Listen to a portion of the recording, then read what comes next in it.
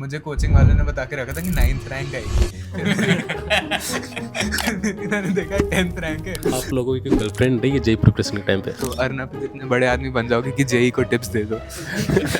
JEE को यही tips दूंगा कि खुद पे डाउट होता है ना कि इतने सारे बच्चे हैं, कितना कम्पीट करना पड़ेगा। समटाइम्स वो लक का खेल होता है, समटाइम्स वो एग्जाम हॉल में आपने कैसा परफॉर्म किया उसका खेल होता है। आपने बुक्स कौन कौन सी फॉलो की थी? ऐसा एक्सपेक्ट नहीं करता था कि बहुत अच्छी रैंक आएगी, ऐसे धीरे करके जब मेहनत करता गया तो परफॉर्मेंस इंप्रूव होती रही। तो गाइस अभी जो जेई स्टूडेंट्स हैं उनको क्या टिप्स देना चाहोगे आप? Hey guys, welcome back to my new video. तो गाइस आज अपने साथ जेई एडवांस टॉपर्स हैं और अपन सबसे पहले स्टार्ट करते हैं। So can you start with your introduction? Hello everyone, my self Jatin Chahar और मेरी ऑल इंडिया रैंक 3 आई है। 3 एंड जेई मेंस में क्या परसेंटाइल थी आपकी? 99.9946। मैं शुभम कुमार, मेरी AR1 आई है जेई एडवांस में। मेंस में भी दोनों सेशन में 100% थी। मेरा नाम दर्श सिक्का, जेई एडवांस में AIR 10 और जेई मेन में 99.99913334% है। मुझे अभी पता नहीं क्यों याद है। अर्णव गौतम और रैंक 7 जेई एडवांस। तो भाई सबसे पहले बताओ कि जब आपकी ऑल इंडिया रैंक 3 आई थी तब क्या रिएक्शन था? काफ़ी खुशी हो रही थी AIR 3 देख के, तो यही सभी लोग खुश थे। एंड पेरेंट्स का क्या रिएक्शन था? पेरेंट्स भी मतलब काफ़ी एक्साइटेड थे। पहले ये चल रहा था कि कौन से रैंक आएगी, उसके बाद जब रैंक आई तो सभी लोग काफ़ी खुशी हुए ऑफ कोर्स। मतलब एक दिन पहले तो डायरेक्टर का कॉल आ ही गया था, तो मेरा पहला रिएक्शन उसी समय हो गया था शाम में। बट मेरे को बस डाउट था कि टॉप 5 में कोई रैंक होगी, बस 1 वो कंफर्म हो गया, तो बस थोड़ी देर के लिए एक खुशी हुई थी।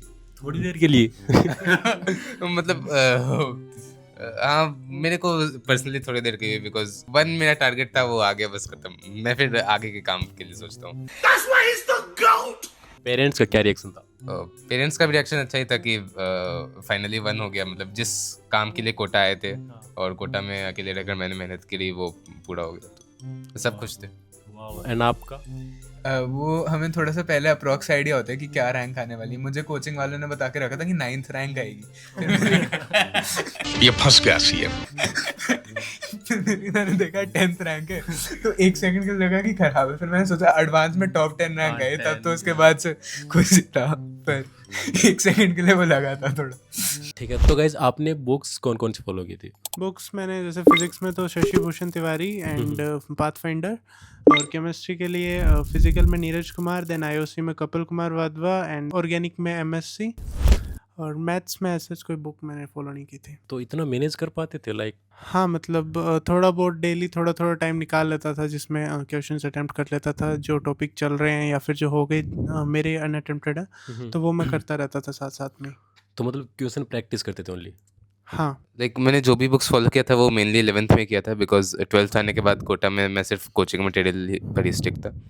तो 11th में इनिशियली मैंने ऑलमोस्ट सारे जो मार्केट में बुक्स है सब पर हाथ पैर चलाकर देख लिया था। अच्छा। फिजिक्स के लिए मतलब थोड़ा टॉपिक वाइज थोड़ा मैं शिफ्ट करता रहता था, पर लेकिन 12th में आते आते तो कोचिंग मॉड्यूल्स करने में पूरा टाइम निकल रहा होता है, क्योंकि काफ़ी एक्स्ट्रा मटेरियल भी मिल रहा होता है कोचिंग से। तो टीचर्स बता ही देते थे कि किस में क्या करना है। बाकी LN के जो मॉड्यूल हैं उनमें भी वो बाकी बुक्स के क्वेश्चन इनकॉर्पोरेट होते ही रहते हैं। तो लाइक आपको कब पता चला था कि मुझे अभी जेई एडवांस के लिए, लाइक कब आपने सोचा था कि प्रिपरेशन करना चाहिए जेई के लिए? हाँ, जैसे मैंने क्लास 7th में LN ज्वाइन किया था, तो उसके बाद धीरे धीरे पता चला कि जेई टाइप के एग्जामिनेशंस भी हैं, और नीट की तरफ कोई इंटरेस्ट नहीं था डॉक्टर वाली फील्ड में उसमें, तो इसलिए मैंने फिर IIT को चुना। ओके, एंड आपका? मेरे को फाइनली 10th में जाकर अच्छे से जेई और IIT के बारे में पता चला था। बायो में मेरा इंटरेस्ट था नहीं, और आगे मेरे को किसी साइंस की फील्ड में जाना था, तो अनकॉन्शियसली मेरा डिसीजन था कि जेई करना है।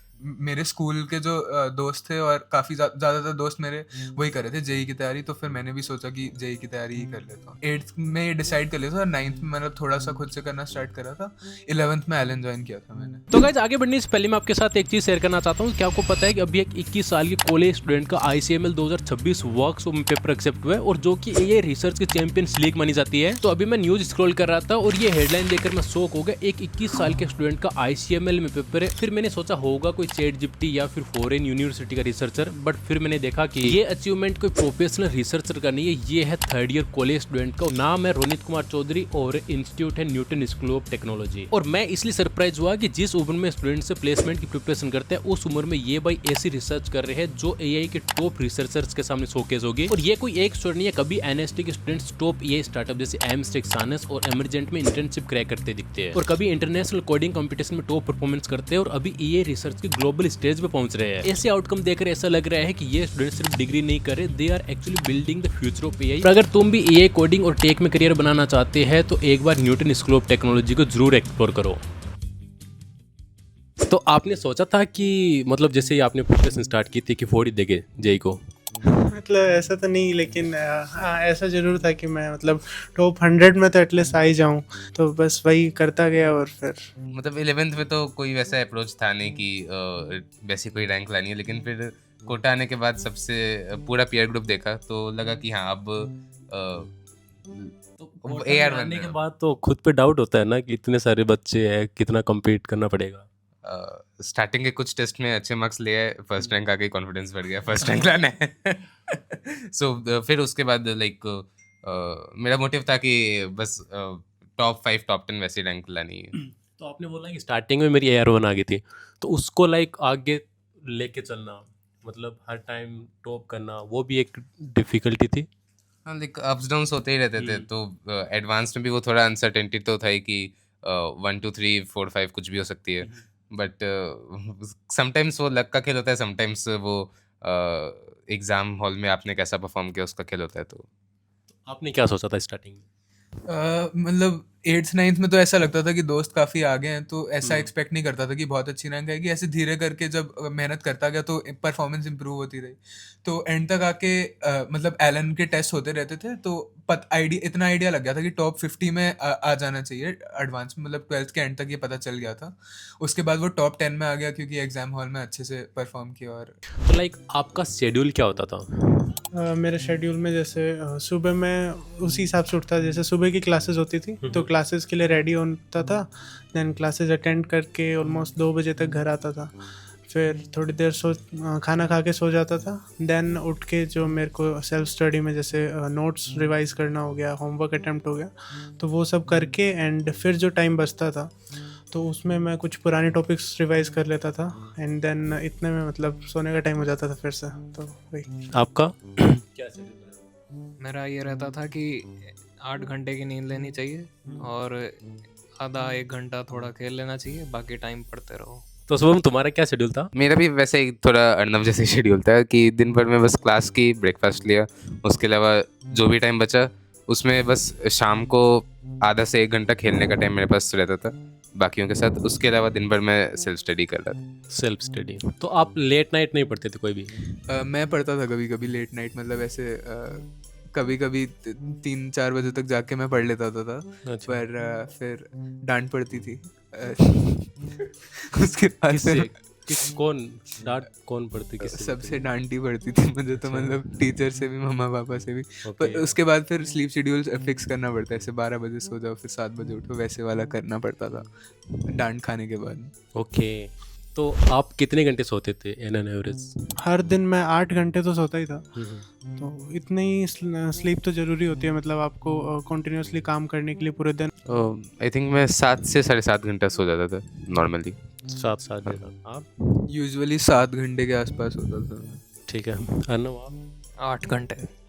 तो आपका बैकग्राउंड क्या है, like family background? Family background जैसे मम्मी मेरे साथ ही रहते थे एंड पापा जो हैं वो BSF में हैं। अच्छा। तो वो मतलब साथ में नहीं रहते थे। किसी भी चीज़ की प्रॉब्लम होती तो पापा भी मतलब हमेशा वैसे रेडी रहते थे। सो मैं भी लाइक नॉर्मल फैमिली से था। मेरी मम्मी हाउसवाइफ और मेरे पापा का एक हार्डवेयर का बिजनेस शॉप था। ओके। मेरे दोनों पेरेंट्स डॉक्टर्स हैं और पापा ENT सर्जन है और मम्मा न्यूरो एनेस्थीसिया। मतलब मुझे बनना था इंजीनियर, मतलब मन था मेरा। ऐसे छोटी क्लास में ही मैथ्स में इंटरेस्ट था। मम्मा पापा ने कभी मना नहीं करा मुझे। मम्मी पापा दोनों टीचर। तो गाइस अभी जो जेई स्टूडेंट्स हैं उनको क्या टिप्स देना चाहोगे आप? जेई को यही टिप्स दूंगा कि एनालिसिस अपने टीचर्स को दिखाते रहें। हाँ, मेरा भी ऑलमोस्ट सेम ही रहेगा कि आपके टीचर्स जो आपको सजेस्ट करते हैं उसको आप फॉलो करो और अपने जो कंसिस्टेंसी है उसको मेंटेन मतलब कंसिस्टेंट रहो। लाइक मेरा भी ऑलमोस्ट सेम ही है, टीचर्स के एडवाइस को और जो भी पॉइंट्स उनको फॉलो करते रहो और वही जो भी काम मिले वो बस पूरा करना है सिंसियरली, ईमानदारी से, बेईमानी नहीं करनी। ये कहना चाहूँगा कि थोड़ा बहुत ऐसे बाहर, घर के बाहर चले जाया करो फ्रेश एयर के लिए, उससे काफ़ी मतलब फ़ायदा होता है। चाहे आधा घंटा 1 घंटा के लिए बाहर चले जाओ दोस्तों के साथ, कोई स्पोर्ट खेलनी या कुछ। तो वैसे तो इन लोगों ने जो बोला वो सब भी फॉलो करो और ये फॉलो करो, तो अर्नब जितने बड़े आदमी बन जाओगे कि जेई को टिप्स दे दो।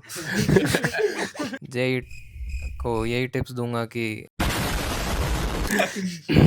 तो गाइस अभी आप आईटी बॉम्बे में पहुंच गए हैं, तो अभी आपकी क्या एक्सपेक्टेशन, लाइक कौन सी कंपनी या फिर क्या पैकेज टारगेट कर रहे हो? ऐसे तो कोई मतलब पैकेज तो टारगेट नहीं कर रहे हैं, खुद के स्टार्टअप का भी मतलब प्लान है। तो बाकी एज को डिसाइड भी नहीं किया है कि क्या करना है।